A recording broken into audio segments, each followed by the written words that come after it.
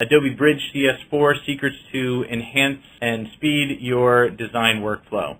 And again, Jerry Silverman is my name, and as Joe said, I'm his primary solutions engineer. My email address is right here. If you don't already have it, which you very well may, feel free to reach out to me for any other details. There will be a few links that I'm going to show and pages that I'm going to show and resources that I'll refer to that I'm happy to send along to you at the end later after we're finished. So just a quick look at how we're going to break things down in Bridge. The first thing and the most important, I think, of all the information we'll get today is we're going to find out exactly what Bridge is. It's a question that as a solutions engineer going to trade shows and to different customer sites, and family members, everybody who uses Adobe always asks this question, because even if they bought just a standalone copy of Photoshop or if they bought an entire master collection, they see that Bridge is included and they feel that it's kind of bloatware. They're not 100% sure what it's doing there, and they want to be sued that Adobe isn't just loading up their Creative Suite with stuff that nobody uses. So figuring out what Bridge is going to be the most important part of today. We're going to see how Bridge allows you to navigate through a list of custom favorites that you can put together, whether those favorites are folders on your local file system, whether they're folders on an external drive or on a network drive. You have a great deal of customization possibilities with Bridge in order to navigate your favorite directories. Bridge gives a pretty great meta panel type of drag and drop functionality from within the application to whichever other Creative Suite application you're working with. If it's one of the design tools, Photoshop or Illustrator or InDesign, or if it's one of the interactive tools or the video tools, Bridge provides a very easy, intuitive, and unlike OS X Finder or Windows Explorer, it makes itself available whether or not it is the open and selected application. So that's a great productivity enhancer. We're going to see how Bridge can look at file formats that OS X Finder and Windows Explorer cannot preview, and all of the different Creative Suite file formats, including Indesign Snippets, which you can't really preview on anything else other than Bridge, not even within the InDesign file import or file place dialog can you preview snippets. So we'll look at and see how that works and define what a snippet is also if we're not familiar. You can do batch renaming within Bridge, which is not uncommon to a lot of different applications and a lot of free applications. Why should I have to pay for batch renaming for when I buy Creative Suite? So we'll talk about what's unique in the batch renaming portion of Bridge. We'll talk about the new path bar that is included in the CS4 version of Bridge, which gives you a lot more comfort in navigating through your file system or through your remote folders. We're going to talk about creating contact sheets and some of the do's and don'ts there, and maybe just show how to create a quick contact sheet within InDesign, since one of the scripts that you could create contact sheets with in CS3 from Bridge has been removed, and we'll talk a little bit about that as well and the reasons for that. We're going to talk about how within Bridge you can really optimize your search capabilities to find files either remotely or locally. And we're going to talk about using metadata and keywords to create collections and how to save those searches and collections very easily. So hopefully that will take up the whole hour. I'd like to leave some time at the end for questions, but if that looks good, then the first thing I want to talk about is what Bridge actually is. So I'm going to escape out of the wonderful PowerPoint room, and I'm going to accept this gentleman's in here, and I'm going to actually go over and open up Bridge CS4. So here we are. It looks a lot different than Bridge CS3 for those of us who are using Bridge CS3. And it can tend to be a little bit overwhelming when you first open it. I know when I first opened Bridge, I said, so many icons, so many panels, so many folders. It was a little bit disorienting from the simplicity of Bridge CS3. But the place that you really want to focus your attention first and foremost is over here on the upper left-hand side on the favorites and the folders. Because Bridge is really, at the end of the day, for most creative professionals, it's the Adobe-based alternative to using OS X Finder or Windows Explorer. And this default workspace, there are many workspaces in Bridge, but this is the default Essentials workspace, and we know that by looking at our workspace picker, which is the same throughout all of the different CS4 applications. So we know that we're in Essentials, and there are many different workspaces. We might preview a few of them in time, but you can customize your workspace and save it. I have one called Test. And you can reset them to their factory defaults, or create a new one, or delete them. But inside of this Essentials view, the favorites and the folders, these are kind of the two most important things to know about Bridge. And when I look at inside of the folders, you can see that I've got all the different folders on my computer. I can view the folders on my desktop. Notice that I have a nice folder called McGraw-Hill just for you. And inside of my computer, I've got my home directory. I also have my bootcamp drive, and I also have this remote drive. So as I was saying before, Bridge not only looks at the local computer, but it also looks at a remote drive. So this is an FTP drive that's hosted inside of one of Adobe's servers. So if I look in the J folder, I can actually go down and find my own particular folder, J Silver M, and then navigate into there and see all of the different files that are inside of this remote. And again, this is on an FTP hosted somewhere in San Jose, and I'm currently in New York. So just a little proof of concept for Bridge looking into remote drives very easily, and notice that it populated that pretty darn quickly, depending on your network speed. So having a look, I'm just going to accept that gentleman, and having a look in my home directory, notice here are all of my applications and everything that I would have, and this is the same on Mac.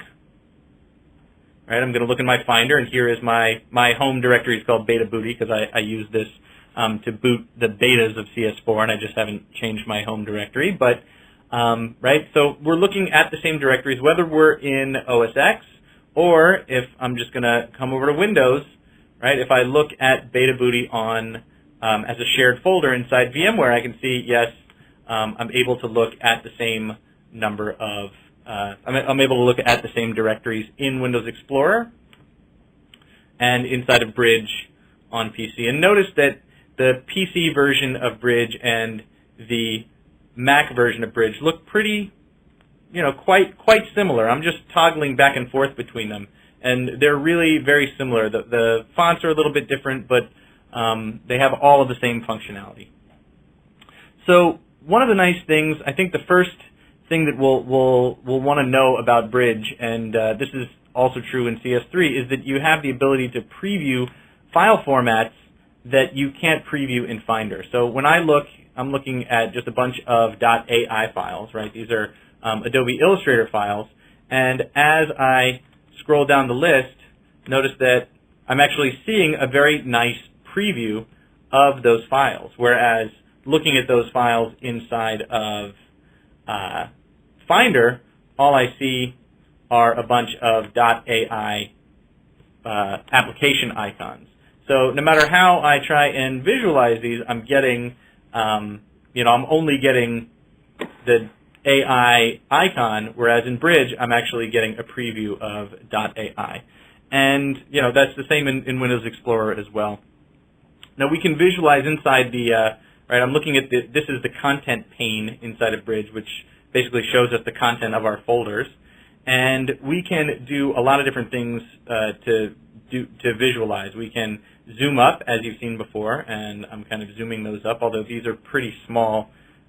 These are pretty small files. Let's choose a different, let's see, I'll choose in here, right? These are some pictures of a vacation that I took a while back with my family. So notice that I can zoom up and zoom down the magnification inside of that view, but I have a whole bunch of different views that I could choose. This one down here on the bottom left is called View Content as List, but I can also, and I'll just zoom in here. Right, so I can view content in a thumbnail grid. I can also view content as thumbnails. I can view a details list, or I can view as a regular list, and that's all down on the lower right-hand side of the screen. Let's just view these photos as thumbnails, and I can zoom them up and get very specific. And you're going to notice a lot of enhancements. That's my little. She's going to be 4 this coming week, so I'm very excited about that. And so that's just zooming up and zooming in very quickly and easily, because we're using OpenGL to speed up the zooming and processing time of all of that zooming.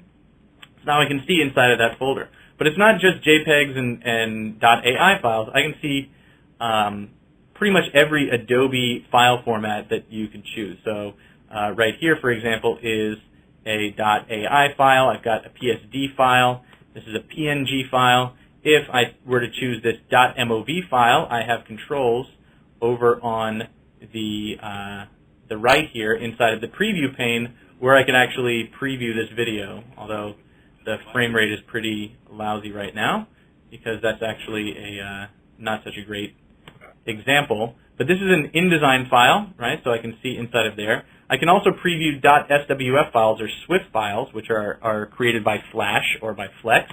And if you're going to notice here that the SWF file that I'm previewing has a video embedded inside of it. Hopefully you can see that over Connect. And it also has preserved the interactivity. So I am now flipping that video 180 or 360 degrees on the horizontal axis, and here I'm rotating it 108 or 360 degrees on the vertical axis. And the interactivity that's built into that SWF player is actually preserved inside of Bridge, because the Bridge preview pane has the Flash player built into it. And it's the most recent version of the Flash Player 10. But we can also preview digital negative files, in other words, camera raw files, JPEGs. This is an F4V, which is actually an H.264 encoded movie file. So as you can see, we can preview that video file as well. So Bridge really does let you look at all of those Adobe file formats very nicely. This is a PDF, which is a little bit stretched out, but as you can see, we can view multiple pages of whichever PDF we want to look at. And if we want to zoom in, because this is not a very well zoomed in tool or zoomed in view, I can actually zoom in with the loop tool and then look around inside the preview pane and say, oh yeah, well, that's the right guy and that's the right name. Great. Oh, wait, you know what? Are we sure that we're viewing? Okay, yeah, we can zoom on over here and then click to get rid of that. So previewing is doing that type of preview is something that's a little bit more difficult or impossible in some of the other file browsing programs. So if I were to correct a file name in Bridge, let's go back to our details view, or to one of our other views. Right? Notice, by the way, that HTML and XML and RTF and the Microsoft files are not previewed. It's really just the Adobe files. But if I were to come in here and rename this is Rich Media Symposium, and I'll just call it RMS 2009. Notice that I'm actually renaming the document, and it's not within some Bridge proxy world that I'm renaming it. I'm actually renaming it in, on the file system itself. And if I wanted to rename another file, let's say I just want to hit Tab, I can now rename this video as Superman and Seinfeld. I can hit Tab again and rename that GIF file, and hit Shift-Tab and come back and rename them. But you're going to notice now, if I right-click and say Reveal in Finder, you're going to notice that in the Finder, or in Windows Explorer, I've actually renamed that document RMS 2009. So even though the preview for all of these documents exists inside of a cache that Bridge builds every time it opens your file system, you are actually doing live renaming when you rename files. So that's just a good thing to keep in mind when you're working with Bridge. So you're probably saying to yourself, wow, this is really great. I can look through all of my files on my remote or on my local drive, and gee, isn't that great, but I really don't have a lot of room. I mean, you notice when you come into the Finder, and let's choose this view, I really have quite a bit of space. I can fill this all up, and Finder and Explorer are really made for the purpose of file browsing, and that's really all they do. So I can, let's go into miscellaneous here, and looking at this PSD file, I've just got so much space. I can just use so much of this space, and it feels more spacious. And you know, one of the recommended things that you can do with Bridge is to create a list of favorites. And notice that in my favorites, in this favorites panel over here on the left-hand side, I have a whole bunch of pre-programmed ones, right? I've got that, oops, I guess I renamed it so it's not there anymore, but I've got my home directory, and in my home directory I can go to my desktop, and I can grab the McGraw-Hill folder that's inside of my desktop, and I can just make it into a favorite. So now, anytime I want to go to McGraw-Hill, I've now created a favorite.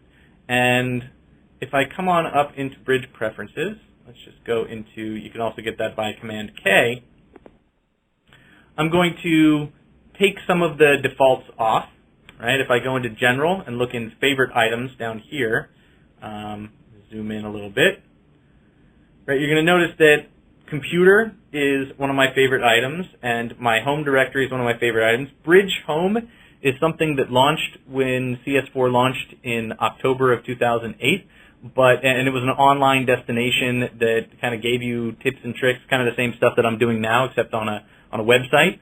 But it was very time and resource intensive for Adobe to keep it up, so we decided to discontinue it for now due to lack of demand. So I'm going to take that off. You know, I could keep pictures and documents and all of that stuff. And you know what, I'm going to take Computer off too. And now when I zoom back out, you'll notice that my favorites are now a little bit different. So, you know, the tip here is really to kind of go through your different files and folders and create some favorites, because it's going to save you time instead of having to dig through this folder every single time. Right? For example, today I'm going to be inside of these folders right here. And so I could just grab all of these by rolling down and holding down Shift and selecting each one of these folders and just dragging them into my favorites panel. And it drags them in the order that I put them there. So now, instead of having to go out to my desktop and go into McGraw-Hill and do all of that, I've got all of my favorites right here. And it's also, you know, relatively easy to get rid of these as well. You just right-click and say Remove from Favorites.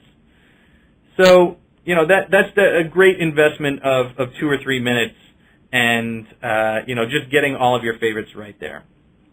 So when I talked about dragging and dropping from Bridge, this is something that you're going to find very advantageous and a little bit different than you would do from any of your Finder or Windows Explorer. So the example that I'll give is actually inside of an Illustrator file, right? What we have here is your standard Illustrator business card layout, and from Bridge, I could just kind of grab it and move it, and if I wanted to insert some of these Illustrator files, I would just grab it and drag it over, and I get a little bit of a time lag, but there we go. There is my Illustrator artwork right there, and now I can embed this, right? Notice that I've got that embed button right there in Illustrator to embed it as native vector artwork. And now if I just kind of double click in there, I'll notice and grab my sub-selection tool, you'll notice that it's all completely editable as it, you know, as I wanted it to be. And it doesn't have to be just, it doesn't just have to be this artwork. I can come into Bridge and select multiple pieces and drag them in, and well, it's not the prettiest thing to do in Illustrator, but they all work. Notice that now I've got 4 pieces of artwork that I can put into my business card, and selecting them all, I can embed them all as I wish. But you'll notice that it's kind of awkward to be doing what I just did moving the bridge, having to move it all the way over there, and it's kind of ugly, and it's a click and a drag, a little bit too many. So we put this button over here called Compact Mode, which basically just allows you to click it and it creates Bridge in a compact mode.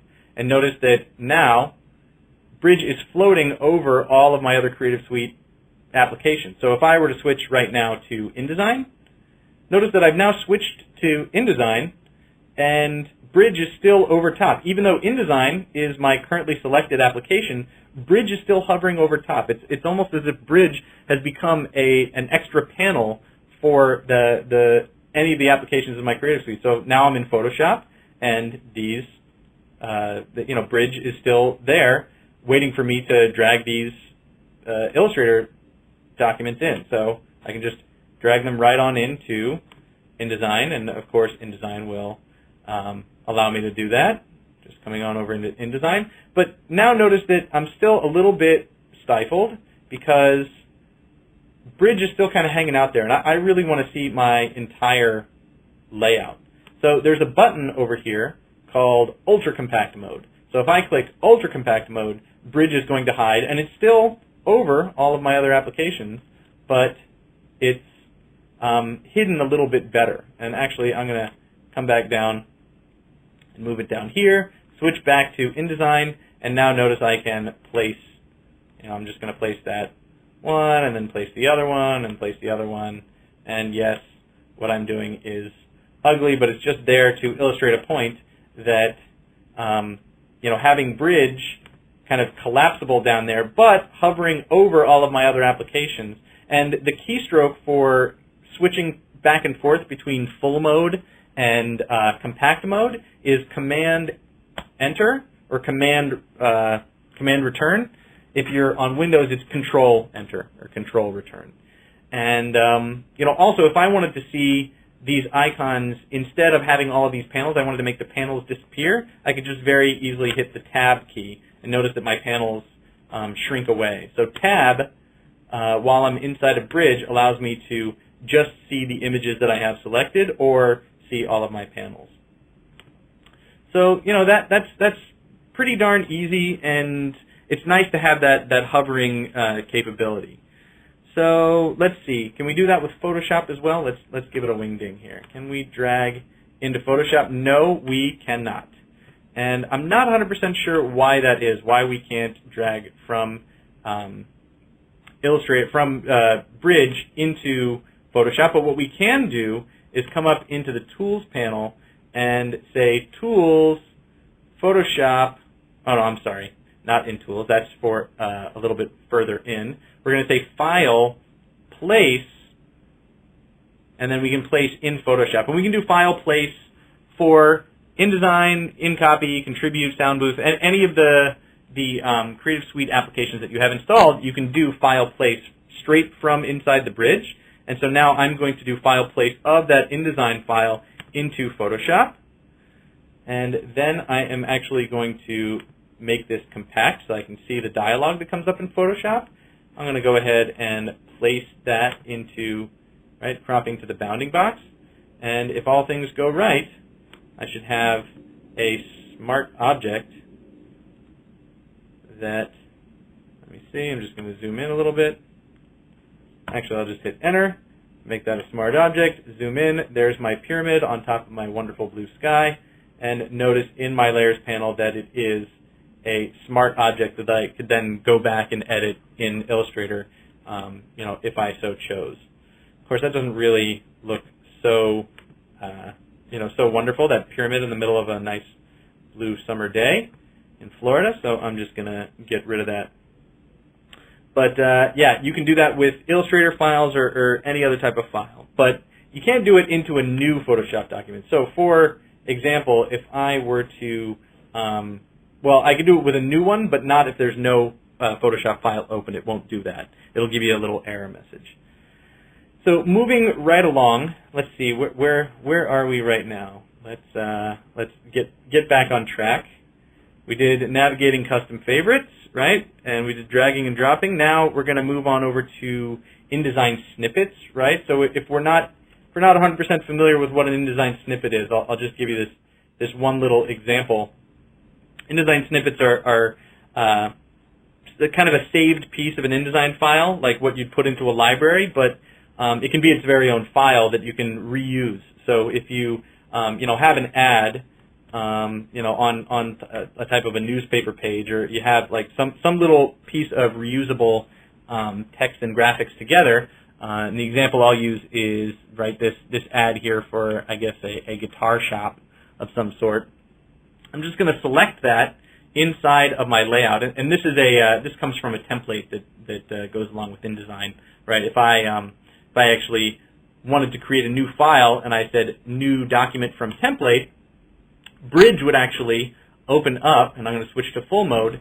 Bridge would open up and take me to the templates folder inside of application support, and it would show me all of these different templates. So there's a community newspaper template with a whole bunch of different well, there's actually 4 community newspaper templates and all different types of stuff. I definitely encourage you to go check it out.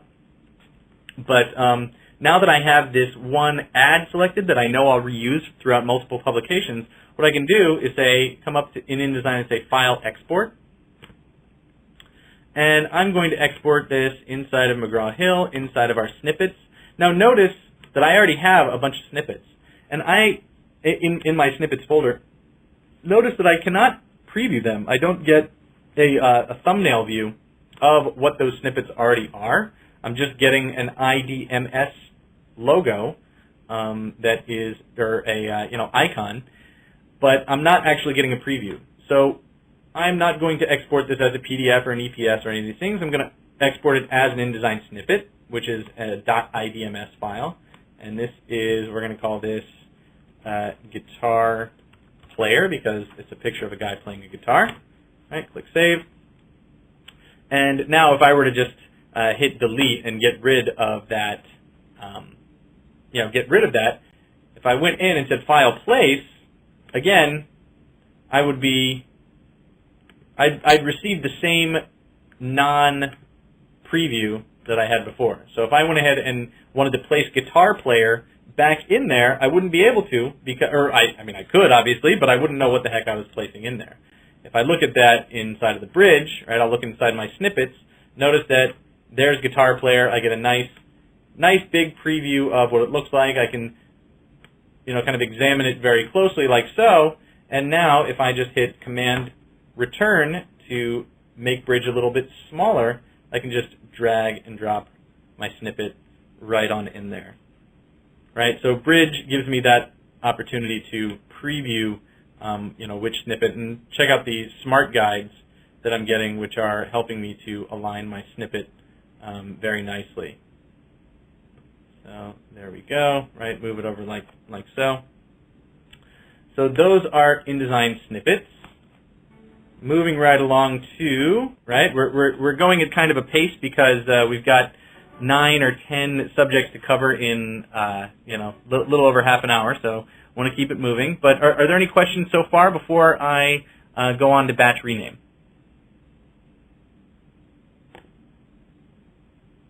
Okay.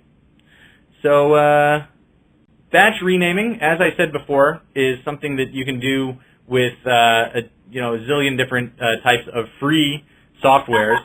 Why do we want to do it with Adobe?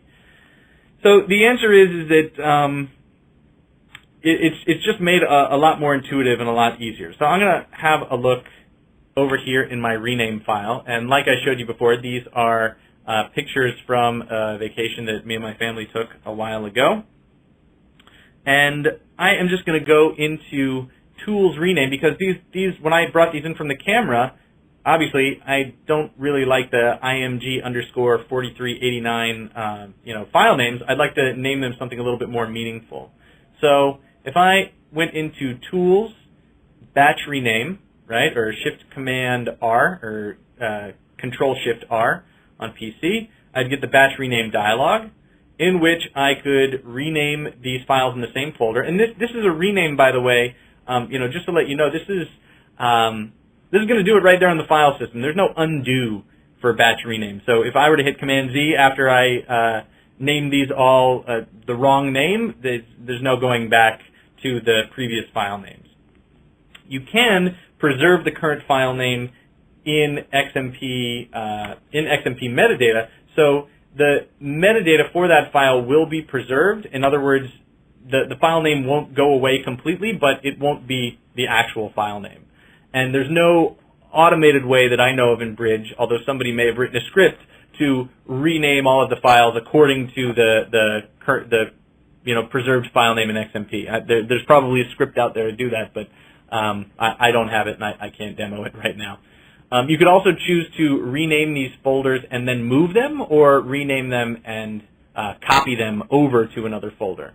So I'm not going to name these IMG. Let's see, do I want to give them a new extension or current file name? I'm just going to call them vacation with a little underscore. And, I'm just going to start them with a nice sequence number 001 because I don't even know if I have more than 100. Now notice that down here it's telling me that 33 files will be renamed. That's because I happen to have them selected, right? If I did not, I'm just going to hit escape to get out of there. I don't have anything selected, or I have to have them all selected. If I just selected this one inside of Bridge and I went into Tools Batch Rename, notice that only one file will be renamed. So I have to make sure if I'm doing a batch rename that I either have all of the files selected, and I also have a folder in here, so I'm going to deselect that by hitting Command click, or I have to go back out, kind of click out and click back in so that nothing is selected, and then do batch rename. See, we're renaming it vacation 001. Do we want 4 digits or 3 digits? I think 3 digits will be fine. And notice that the new file name that I will be receiving, right, the original will be that, and the new file name will be vacation_001, and it'll iterate to 33 files. And I just escaped, but I can do Shift-Command-R, make sure that it's exactly the way I want it, and now I'm just going to click Rename, and everything should be fine. Notice that it did it very quickly. This is much quicker than it was in CS3, the batch rename script. So that's pretty great. And like I said, just that caveat that Command Z is not going to undo it. Now, you're also going to notice that I had a particular sort order applied here. And I was ordering them, sorting these files by file name. You can sort by pretty much any way that you want, by dimensions, by size, by date modified, but the renaming was done according to how I had it sorted. So if I had these sorted differently, notice that these were all created on a little bit of a different date. If I went into date created and sorted by date created, and then I renamed them, the renaming algorithm would go according to the sort order. So that's something to keep in mind. And we can also manually, for example, I'm just going to go into this folder, we can manually resort these. Right now, these are sorted by, let's see, date created. We can sort them by file name. But let's say I want to rename these, and let's go into this order here. Just look at them like so. Right, so the order is 2660, 2668, and 2674. Let's say I wanted this file to be renamed first. So instead of sorting by file name, I could sort manually. And now I can just kind of drag these around however I want, right? I wanted 2668 to be renamed first, and let's say I wanted 2674 to be renamed second. And so now when I go into batch rename, it'll rename them in that order. And also when I kind of click around and go back, now I'll go back into that folder and notice that that is preserved, that the order that I manually resorted them into is preserved. So that's really great. Now, notice that I am in Z manual sort, which is the name of the folder that I clicked down into, but I have these nice breadcrumbs along the top of my Bridge menu. This is also new in CS4, that, right, we're in my home directory, and on the desktop we have a McGraw-Hill folder, and we're inside of there. So we can do something in Bridge CS4 called file cruising, which shows me all the names of all of the files that are associated. So I'm going to get out of there. Notice that inside of McGraw-Hill, I click on this little chevron here. That's the official scientific name of that little arrow. Click on that little chevron, and we can see all the different folders that are inside of McGraw-Hill. Here I can see all the folders that are inside of desktop and all the folders that are inside of my home directory. So, folder cruising is also a nice way to kind of get around. So if I want to come back to rename and come back to McGraw-Hill, all I have to do is click and then kind of go in like so. And so there is a new filter panel over here along the left-hand side, which also has a parent folder type, and I'm trying to find where that is. Right, so here's where we find out what the parent folder. We can filter by parent folder over here in the filter panel. But notice that once I'm in here, let's see, I should be getting. I thought there was going to be a little path down at the bottom there, but I guess I got the wrong demo. So another few very nice little buttons that it has that we have at the top of Bridge CS4. Right, we can choose our options for thumbnail quality and preview generation. So just to let you know, I've been cruising pretty fast through the Bridge because I've been looking at images that Bridge has already seen. What happens is with images with Creative Suite file formats, Bridge will look at those files and create a thumbnail and store that thumbnail in the cache so that the next time you go through, you're able to view them very quickly. And so, hold on one second. So we have the opportunity to change how Bridge deals with them. If we prefer embedded or faster, so every time we go into a folder and look at the thumbnails, we're using low-res thumbnails that are embedded in the source file, and they're not color managed thumbnails. But that is basically the same. The prefer embedded is the same as having this button selected over here, which is browse quickly by preferring embedded images. If I were to turn that off and have this on, which is high quality on demand, what that does is that uses the embedded thumbnails until you actually preview an image. So right now I'm still looking at the thumbnail of that image, but if I hit the space bar, that is a full res preview, and it's now made. What it's made is a color managed thumbnail, which is generated from the source file. So this still is not the original res picture. This is still a thumbnail, but it's color managed, and Bridge actually has to generate it all by itself. So I'll just hit escape to get out of that. And you also you can choose, instead of high quality on demand, in other words, making Bridge create that thumbnail when you hit the space bar. When you do review mode, you can hit always high quality. So even the thumbnails, right, that's always displaying color managed thumbs. And this is actually always high quality is the default setting. So you have to go into Bridge when you first launch it and change it if that's not what you want. And when you generate 100% previews, that's basically going to create previews that are 100% in the background for the loop and the slideshow views. But it's just going to slow up your initial browsing. So why is high quality on demand useful? Why would I not just prefer embedded or faster, but have high quality on demand? Well, because I might want to review all of these in this new review mode that Bridge CS4 has. So if I were to, for example, select all 33 of these images, and I'm just going to roll it back up to the top, I can come up to View, and if I were to hit Command B, I could go into this review mode, which is very much you'll recognize from another operating system that does this kind of carousel-looking view. So you can see the images that are before and that are after. There's my beautiful, wonderful family and some of my friends and myself and my kids just kind of rolling through. And I'm just hitting the right arrow keys and left arrow keys to be able to review these. So this is very nice if somebody wants to review over your shoulder and they want to see all of the all the different images that you have in your catalog. This is a nice, easy way to kind of go through them. And if you're creating a collection of images, right? For example, there's this button down here, this down arrow button, where I could exclude this image from my collection. So I'm just going to exclude that by hitting the down arrow key, right? I don't want any kite flying pictures in this collection. So I'm just hitting the down arrow to get the kite flying pictures out. And I don't want any train pictures or zoo pictures, so let's get rid of those too, right? No zoo pictures, no water pictures, I just want people pictures. So now that I've done that, I've created a collection of just people pictures.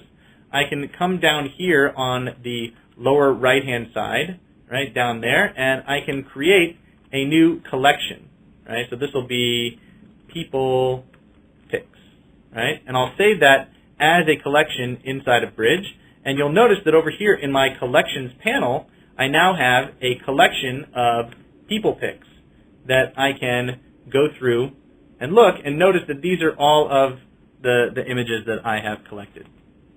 So we've gone through navigating with the path bar, right, and batch renaming. And so now we're going to create some contact sheets. And that's why I created this wonderful collection, so that we could actually make a contact sheet. And there's several ways of doing that. Back in CS3 timeframe, you could go up into Tools, and there was an actual InDesign drop-down menu right here that allowed you to make contact sheets. Now, that's unfortunately not a part of CS4 because we created this new module called the Output module. And this Output module, which is also Command F5 or Control F5, it takes a minute to load up when it first initially brings all these images in. Just make it a little bit more visible over here. The Output module basically allows you to create a customized contact sheet, either as a PDF or as a Flash-based or an HTML-based web gallery. Now, for those of us who kind of rely on the Bridge CS3 InDesign contact sheet functionality, we make a lot of contact sheets. You can actually go to this website called Creative Scripting, which is the website of this guy named Bob Stuckey, who actually now works for Adobe, and he's created a contact sheet for InDesign in Bridge script that he currently is charging for, but I think the idea is that he's not going to be charging for it, in the very near future. So the idea is right now, if you want to make a quick down and dirty contact sheet, you can do that from within Bridge. You can also do it inside of InDesign very easily, and unfortunately we don't have time to look at that today on creating an easy contact sheet in InDesign. But I'm just going to walk you through some of the functionality in Bridge to do that. So inside of PDF, we could have a, let's see, 2x2 cells, and instead of international paper, we want it on US paper, 8.5 by 11. Right? We don't need, this is not going to be print quality. This is really just a contact sheet. We can choose any type of background color that we want, and we can safeguard that PDF by a password or create a permissions password for commenting or anything like that. And so there's a button right here called the Refresh Preview button, which will actually allow us to see what the PDF contact sheet is going to look like with all of the choices that we've made, all the styling choices that we've made. So this is not a particularly compelling contact sheet because I only have one image selected. I have to make sure in the Output module to do a Command A to select all of the images that I have selected. And now, when we refresh Preview, Bridge is going to show us what this contact sheet will look like. And notice that the file name is what's down here at the bottom in this contact sheet. And I'm just going to roll it down. So this is, again, just a preview, and it's showing in the Output Preview dialog for what the contact sheet is going to look like. And we can customize in here, right, how we want the image to be placed, how many rows and columns. Do we want the file name and the extension? Do we want to put a page number in here, perhaps in the footer? Let's see. Yes, we actually want to enable the footer, and we can give it text and all the different text attributes and justifications there. We can also customize how our header and footer are actually going to work as well, and what we'd like the text for those to be, and the alignment and so forth. If we're making an interactive PDF, we could have one of these PDFs that opens in full screen mode when you double-click the PDF to open it, opening in Acrobat, of course. And if we wanted to advance every page, we can do that, and we can add some fancy schmancy page transitions. And then, if we want to add a watermark, or if we want to view the PDF after we save it, we keep that checked, and then we would just click Save. Now, in the web gallery, that's a whole different can of worms, but we can create HTML galleries or slideshows, or I actually like the left film strip, so let's do that with a medium thumbnail. So we can actually, once we, let's not call it Funny Peoples, let's call it Family Vacay, and let's see, Silverman's Having Fun, and yes, this is awesome, my name is Jerry, I don't really copyright my family photos, and I can customize the background colors and the foreground colors. I can also choose to show the file names if I like. And once I create the gallery, what do I want it to say at the very top? This is for search engine optimization. I'm not going to call it Adobe Web Gallery. I'm going to call it Silverman Family 2008. I could either now save this to disk, or I could upload it to an FTP server. So this is my FTP site. I can put in my username and password and put it in a particular folder and just click upload, or I could save it to my disk. But let's preview and see what this gallery is actually going to look like, and it takes a minute to create all of those previews. But since Bridge has Flash Player 10 embedded inside of it, it gives us this very simple. And if you are a user of Adobe Lightroom, you're probably going to recognize this type of gallery. Lightroom does do these types of galleries and much more, but Lightroom is really more for the professional photographer and not necessarily for the designer. So hopefully this is a little bit more intuitive and useful for designers. So let's go back a little bit outside of output module, since we only have a few minutes left, and talk about finding files and using metadata inside of Bridge. So when we go to find our files, there's a couple of different ways we can do it. We can come up into this search bar here, and most people think that this is the help bar, but it's really just the search bar. And so searching for file names is one thing we could do in Bridge, but we can also search for especially designers and InDesign users and people who are into typefaces. We can actually look for particular typefaces or particular colors within all of the different documents. So let's come back out to the McGraw-Hill folder, because we want to do our search specifically within the McGraw-Hill folder. Right? Let's see. I'm going to look for Myriad Pro and just hit Enter. And so now Bridge is going through and finding all of the files inside of McGraw-Hill that use Myriad Pro. And so it doesn't look like there are a lot. How about Arial? Anything? Anybody? No, nothing inside of McGraw-Hill that uses Arial. That's kind of surprising. Nothing? How about Myriad? Nope. All right, well, let's do Command F, because we're not looking inside the metadata. When you use that help bar up there, we're only looking inside stuff like file name. But when we look inside of the Find dialog, or Command F, which you can also get to by, let's see, where is it? Is it View, Edit? Edit Find, right, or Command F. So we're going to look in McGraw-Hill, and we can look for all different types of things, right? Color mode, color profiles. I can just look inside of typefaces, but I'm going to look inside of all metadata. And all metadata contains Myriad, and I'm not looking within my keywords. Keywords is a whole different way of organizing files, but I'm just going to look and see if all of the metadata contains Myriad, and if any of these criteria are met, or if all the criteria, if I have multiple criteria and I want them all to be applied.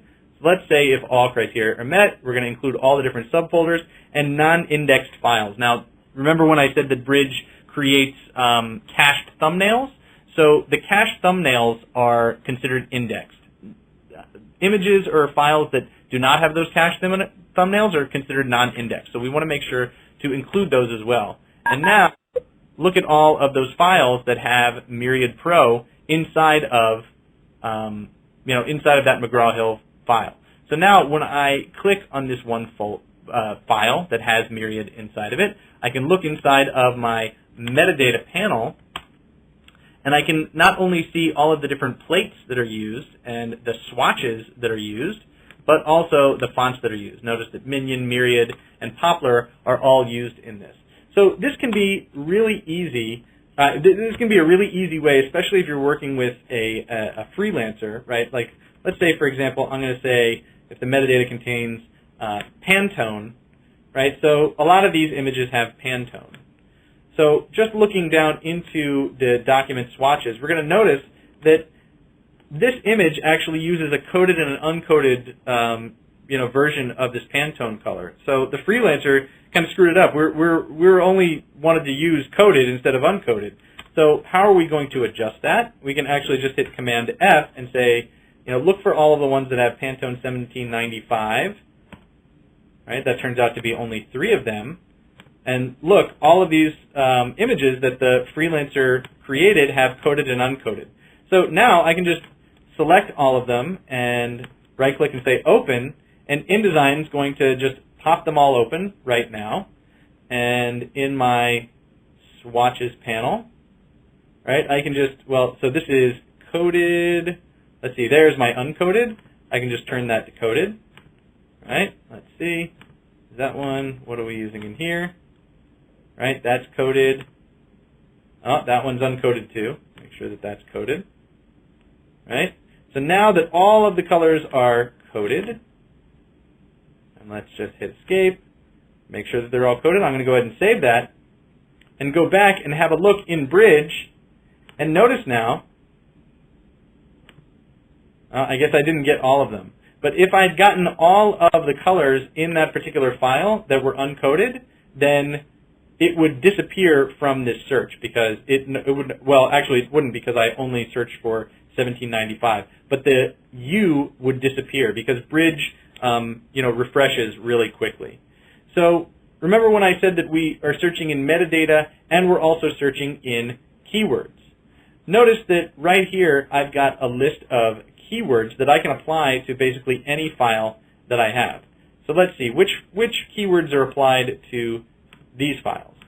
Okay, we've got Florida and vacation in there, and I can come into my filter panel and I can turn on and off the view of which files have which keywords. So I'm going to come down on in here and I'm just going to grab these kite folders and I'm going to create a new keyword and call it kites.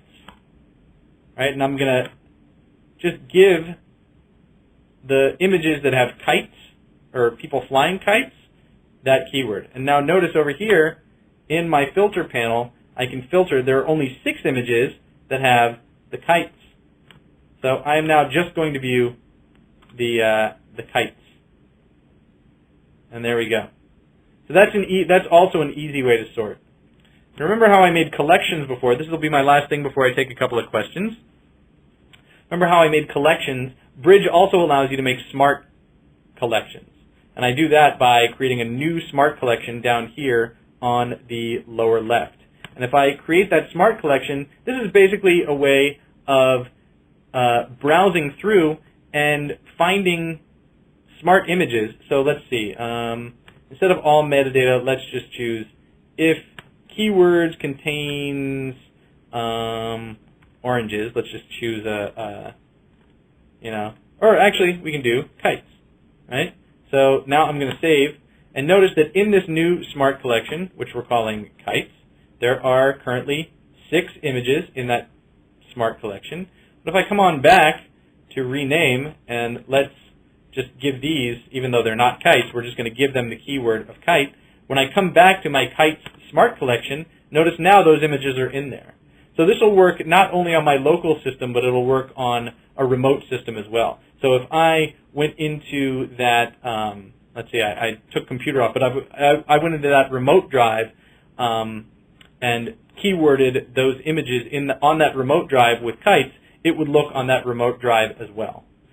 just depending on, let's see, there's a button right here called Edit Smart Collection where I can edit. So I wouldn't just be looking in Rename, but I could look all throughout my computer or just in my users. I could tell it to search wherever I wanted, and it would come back. So whenever there are updates, it's kind of like a watch folder or a live folder. So with that's really, finding files fast, adding and using metadata, and saving, searching, and collections. That's really kind of the beef of Bridge CS4. And there's obviously a lot more functionality for photographers, for pro photographers as well. But since we've reached the end of our hour, and it appears, as you can see, that I've got another call coming up, I'm just going to take a couple of questions, and then I'll just put my email address back up if we run out of time. So how can I answer your questions in the next couple of minutes?